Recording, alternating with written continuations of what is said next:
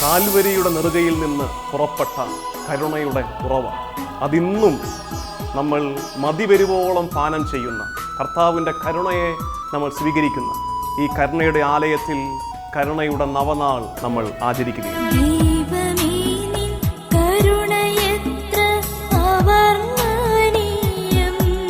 പൂർവകാലത്തിൻ്റെ മുഴുവൻ പാപങ്ങളെയും അതിൻ്റെ ഓർമ്മ പോലും ശേഷിപ്പിക്കാതെ മായ്ച്ചു കളയുന്ന കർത്താവിൻ്റെ അനന്ത കരുണയിൽ നമുക്ക് ശരണപ്പെട്ട് ഈ നവനാൾ പ്രാർത്ഥനയിൽ പങ്കുചേരാം.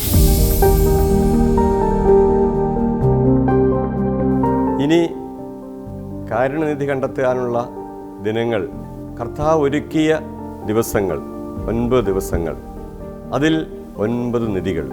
അത് കണ്ടെത്താൻ നമുക്കൊരുമിക്കാം.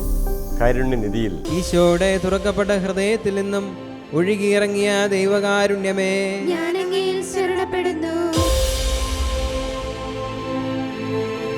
കർത്താവ് അവൻ്റെ നീതിയുടെ വാതിൽ തുറക്കുന്നതിന് മുമ്പ് നമുക്ക് വേണ്ടി തുറന്നു കരുണയുടെ വാതിൽ. ആ വാതിലൂടെ പ്രവേശിക്കാനുള്ള ക്ഷണമാണ് 9 നാളുകളിലൂടെ നമ്മൾ നടത്തുന്ന ഈ കാരുണ്യനിധി ശുശ്രൂഷ. താല്പര്യപൂർവ്വം ഇതിൽ പങ്കുചേരാം. കർത്താവിന്റെ കാരുണ്യവും മാതാവിന്റെ അത്ഭുത സാന്നിധ്യവും നിറഞ്ഞു നിൽക്കുന്ന പ്രമുഖ തീർത്ഥാടന കേന്ദ്രമായ തൊടുപുഴ ഡിവൈൻ മേഴ്സി ഷ്രൈനിലെ ഈ നവനാൾ പ്രാർത്ഥനയിൽ നമുക്ക് പങ്കുചേരാം. കാരുണ്യനിധി. ദുഃഖവെള്ളി മുതൽ പുതുഞായർ വരെ എല്ലാ ദിവസവും രാവിലെ 5:30 ഉച്ചയ്ക്ക് 1 മണിക്കും രാത്രി 9:30 നമ്മുടെ ഷാലോം TV-യിൽ.